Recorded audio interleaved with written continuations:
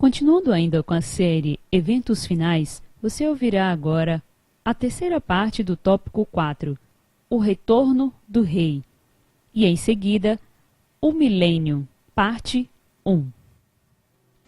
Estamos aí então na série Eventos Finais da Profecia Bíblica e nós então estamos praticamente acabando o quarto tópico. É uma série de 7 tópicos, tá certo? Semana passada nós vimos então que a segunda vinda de Jesus, o advento de Cristo, que é aquele que nós estamos aguardando no arrebatamento, será um evento literal, Atos 1, de 9 a 11. Será um evento, eu estou resumindo aqui, tá? Será um evento visível, Apocalipse 1, verso 7, então não é nada de um arrebatamento secreto, como muitos dizem por aí, mas algo visível, algo nada secreto, mas totalmente conhecido, podemos dizer assim. Um evento mundial, Mateus 24, versos 26 a 27. Que mais que nós vimos aqui? Um evento audível, mais uma prova de que não é algo secreto, tá? 1 de Paulo a Tessalonicenses 4,16. Um evento físico, Apocalipse 16, 18. Um evento decisivo, ou seja, não existe essa ideia de que haveria um arrebatamento secreto e depois uma segunda chance para quem ficasse. Não existe isso. É um evento decisivo, acabou, Jesus voltou, acabou, está tudo resolvido. Quem está salvo, quem está perdido, acabou. Mateus 24, dos versos 29 a 31, foi o texto que nós lemos como texto-chave. Um evento glorioso, mais um texto mostrando que não é nada secreto. Mateus 25, 31.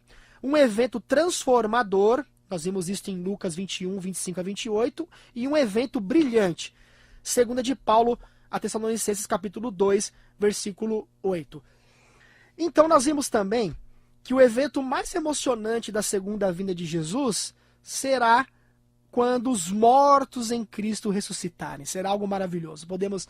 Poderemos ali reencontrar nossos queridos que foram e que dormiram em Jesus, que estão aguardando na sepultura o dia da volta de Cristo.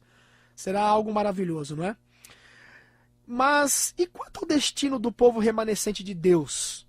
Aqueles que, para salvar a vida, estariam fugindo no tempo de perseguição, no tempo de tribulação, porque nós temos visto até aqui que a igreja vai passar pela tribulação. Tudo bem, aqueles que morrerem em Cristo ressuscitarão, mas e aqueles que estariam vivos na tribulação?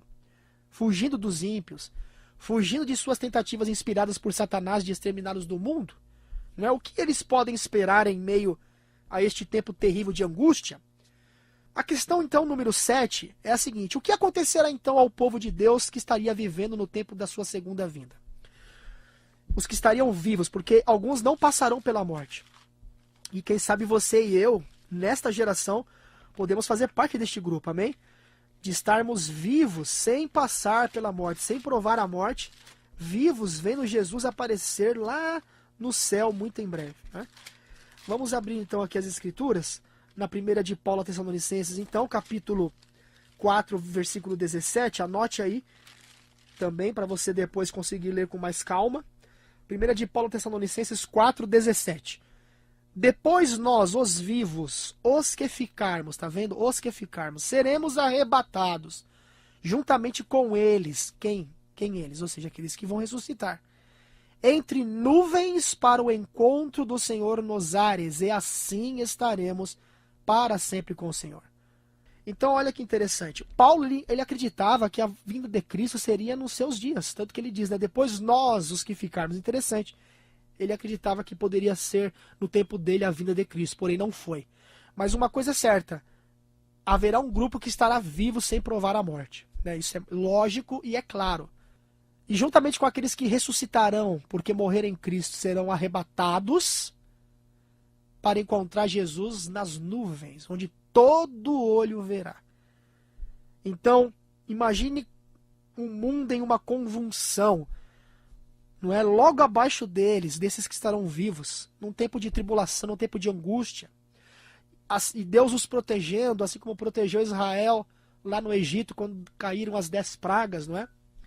Os redimidos, então, alçando o voo, elevando-se acima da destruição. Imagina essa cena. Eles sobem para encontrar o Senhor em meio a uma nuvem de anjos.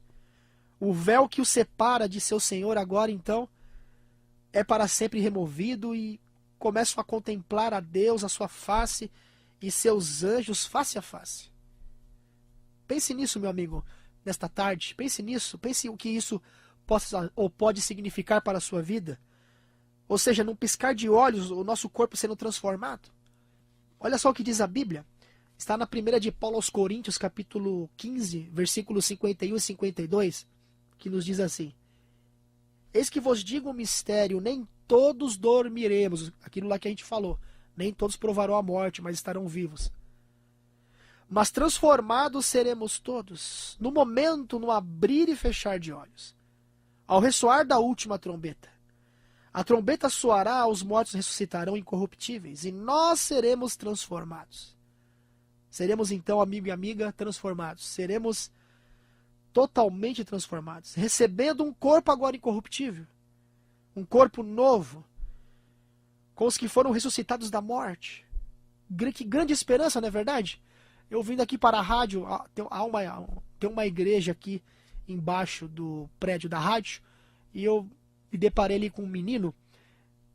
Ele tem algum problema assim na pele, a pele fica toda descascando, assim, sabe? Você olha assim, você até sente alguma coisa assim no seu próprio corpo. E eu, vendo aquela cena ali, eu fiquei sorrindo, né? Claro, fiquei sorrindo ao olhar ele e tal. Mas por dentro, assim, fiquei muito triste de ver aquela cena. Por quê? Porque vivemos num mundo realmente de tristeza, de dor, de doenças. Deus não criou você e eu para isso. Mas naquele momento, isso que é corruptível no caso, né? Corruptível, será agora incorruptível. Amém? Se você de repente tem algum problema de saúde, tem algum problema na sua pele, né? Alguma doença rara, mas se você manter a sua fé em Jesus, se você andar com Ele cada minuto da sua vida, se você permitir não apenas que Ele justifique você, ou seja, aquilo que Ele fez por você lá na cruz, mas também que Ele o santifique, que é aquilo que Ele quer fazer em você, te adaptando para viver ao céu, com certeza um dia você passará por toda essa transformação. Então essa é a esperança. E como você pode fazer dessas promessas, né, maravilhosas a sua esperança, amigo e amiga? Como é que você pode, dessas promessas, realmente ter uma esperança realmente cabal, algo que você realmente acredite mesmo, não é? Ou seja, o que nós temos visto agora é uma pergunta. O que nós temos visto agora, ou seja, os ímpios, eles são destruídos na segunda vinda de Cristo, enquanto os mortos salvos são ressuscitados para a vida eterna. E aqueles que estiverem vivos quando Cristo voltar receberão novos corpos. Ambos os grupos, então, juntos serão retirados da terra. Serão retirados da terra, porque, tá vendo que interessante isso aqui?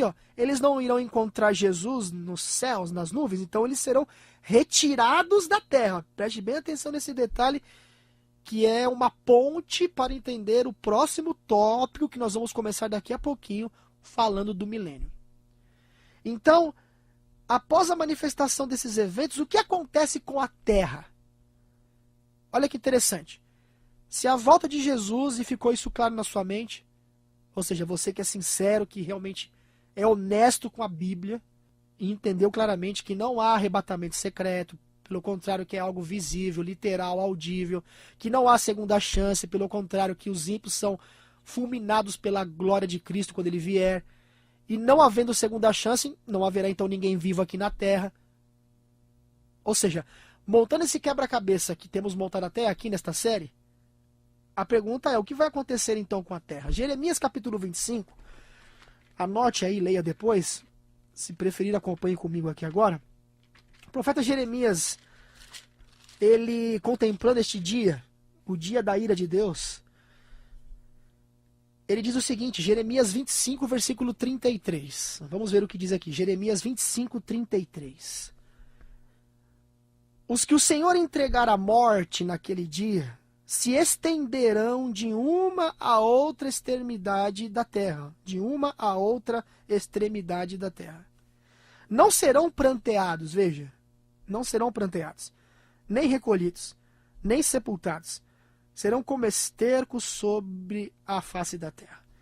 Eu trabalho com transporte escolar, como eu já falei. E todo dia, depois que eu pego a última criança para entrar a 1h da tarde, né, lá na cidade de Diadema, eu passo sempre em frente ao cemitério de Diadema lá. Aí sempre comento com os alunos, né? Porque geralmente quando a gente passa lá, sempre tem alguém que morreu e está sendo velado lá. E são 4, digamos assim, são 4 salas, né? Para velar corpos de pessoas que morreram. Às vezes acontece de a gente passar lá e ninguém morrer. Até comentam, olha, hoje não morreu ninguém. Né? Que legal, que maravilha, hoje não morreu ninguém. Mas na maioria das vezes sempre tem ali uma outra sala que alguém morreu.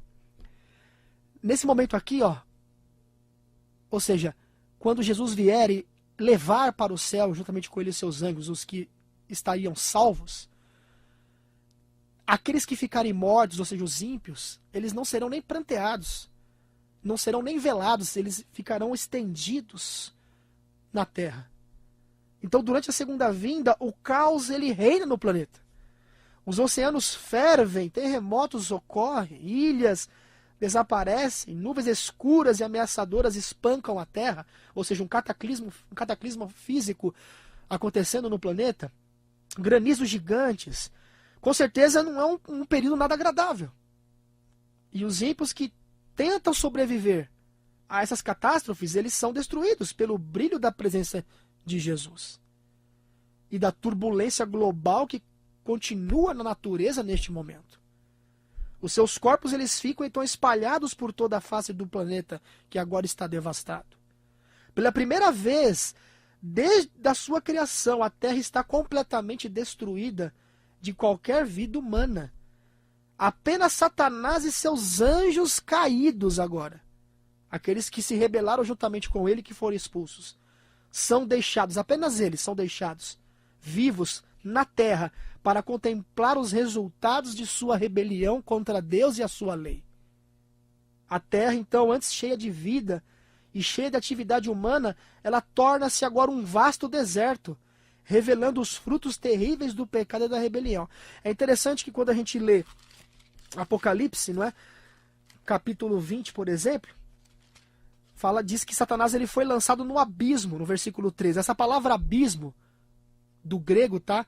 Se você ir na raiz grega para entender essa palavra abismo, ela tem a mesma significância da palavra sem forma e vazia do hebraico lá do do Antigo Testamento em Gênesis. Olha, interessante essa questão. Do grego aqui significa abusos, tá? Então vem dessa mesma raiz lá do hebraico para sem forma e vazia. A terra então ela novamente fica sem forma e vazia, desolada, fria, sem luz. Todos os ímpios mortos. Apenas Satanás e os seus anjos maus vivos. Então, interessante essa questão. Então, agora e não amanhã, meu amigo. Olha que interessante. É agora e não amanhã. Não é esse negócio de que quando vier o arrebatamento e tiver uma segunda chance, se eu não fui um bom cristão, eu ainda poderei escolher ir para o céu naquele segundo momento. Isso aí é uma ideia totalmente fora da palavra de Deus. Agora e não amanhã. É a hora de escolher a Cristo como seu Salvador. Aquele que resgatou você com seu sangue precioso e que pretende voltar e reaver o que lhe custou um alto preço. Ao analisar as opções que nós temos, o que neste mundo poderia valer a perda de nossa vida eterna? Desejaria você hoje escolher a Jesus? Então pense nisso.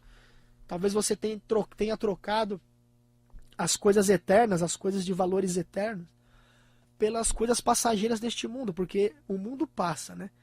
Eu lembro que quando eu era DJ, na época que eu estava afastado da igreja, eu já contei algumas vezes aqui o meu testemunho, qualquer hora eu estarei contando aí também.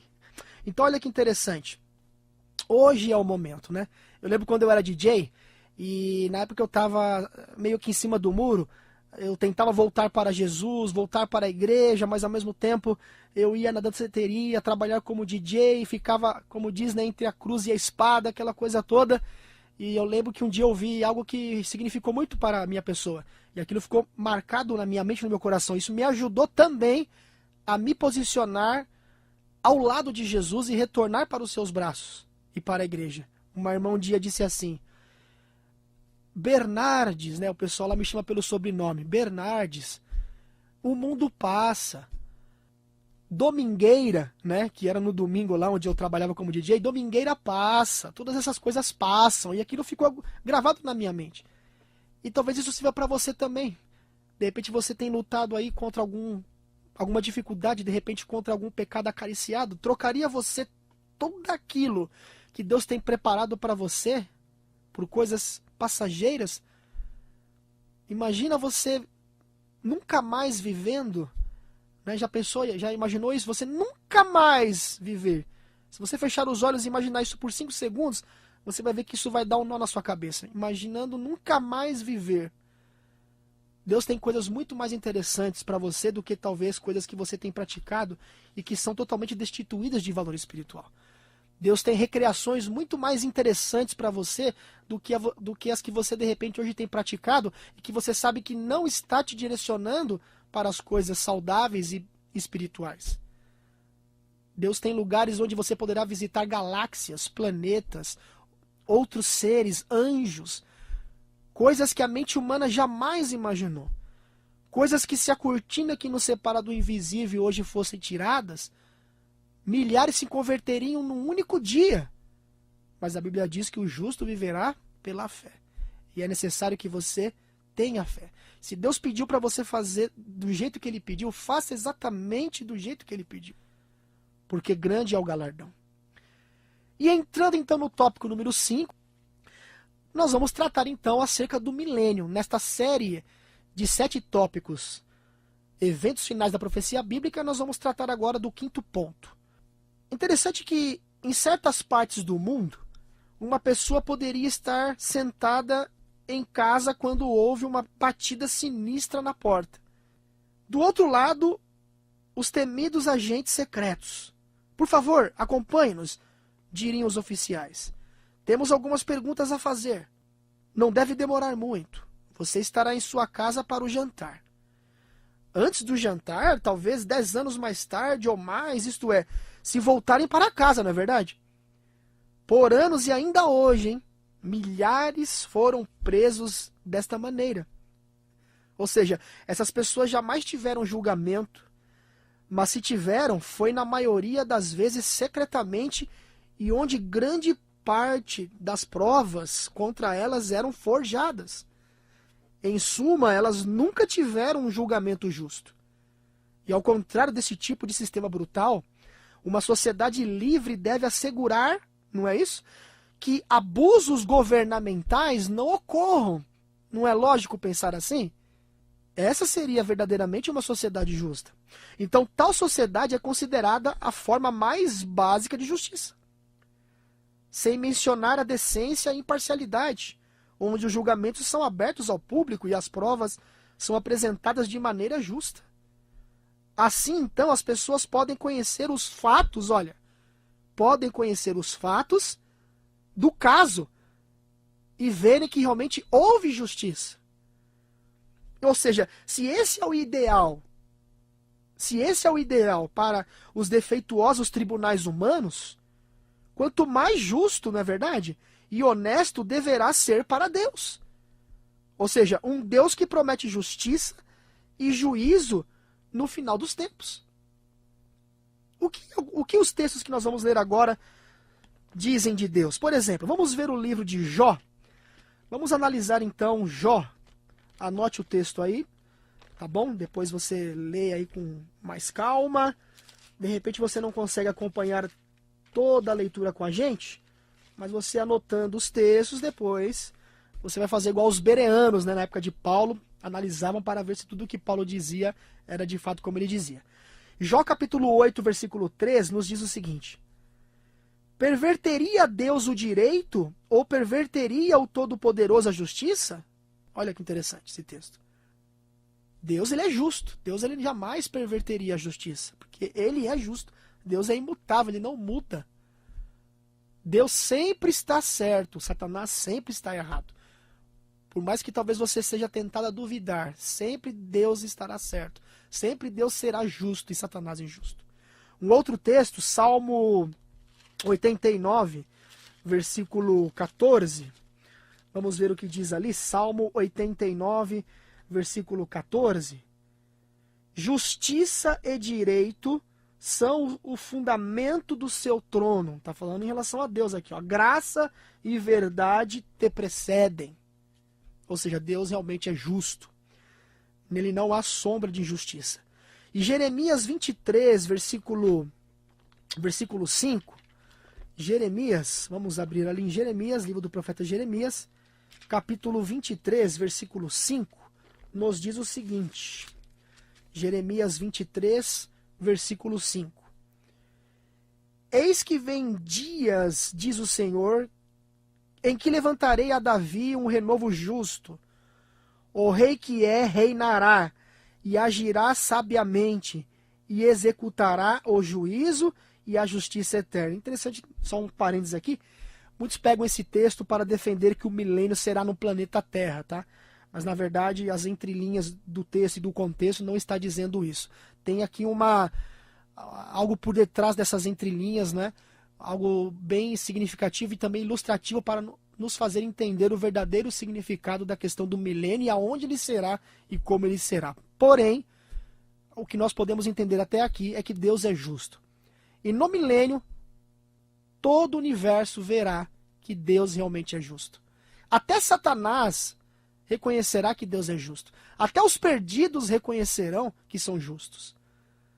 O próprio Satanás e os justos reconhecerão que jamais poderiam ser admitidos no céu, até porque se eles fossem admitidos no céu e viver dentro da proposta do governo de Deus, eles jamais seriam felizes. E como Deus é amor, ele permite que Satanás e os ímpios morram e nunca mais existam, porque isso seria um bem para eles mesmos, porque Deus, sendo amor, jamais se contentaria em ver esses pobres ímpios, juntamente com Satanás e os seus anjos, viver eternamente numa vida de rebelião, porque a rebelião e o pecado só traz tristeza. Por isso que essa ideia do fogo que nunca acaba, sabe aquela ideia, aquela má interpretação de que a pessoa vai queimar e vai passar 1 milhão de anos, vai continuar queimando, e vai passar 2 milhões de anos, vai continuar queimando. A gente vê pregadores famosos na televisão ensinando isso. O caráter de Deus é contrário a essa questão. Então, falaremos mais sobre isso depois. Portanto, por toda a Bíblia, querido e minha querida, a justiça e a integridade de Deus, ela é vista. Ou seja, um dos grandes atributos de Deus é a sua justiça. E essa justiça será feita em um mundo onde enxergamos tão pouco dela, não é? Você está cansado, ainda mais aqui no Brasil. Falar sobre isso aqui no Brasil é chover no molhado, não é verdade? Falar de injustiça, por exemplo, estamos cansados de ver injustiça no Brasil, não é? As pizzaiadas aí correndo à solta. Em tudo que é lugar aí, não é verdade? Mas vai haver um momento que isso vai chegar no final, porque Deus ele vai fazer justiça. Vai haver um momento que Deus vai fazer justiça. Então, certa vez alguém escreveu que se você aceitar apenas uma ideia de que Deus é justo, então você tem que acreditar em algum tipo de vida após a morte. Certa vez alguém escreveu isso, repetindo. Certa vez alguém escreveu que se você aceitar apenas uma ideia de que Deus é justo, então você tem que acreditar em algum tipo de vida após a morte, em algum tipo de existência além da que vemos neste mundo agora. Então, qual é a razão? Qual é a razão para isso? É uma razão simples, porque se Deus ele é justo, né? Se Deus ele é justo, vamos pensar aqui.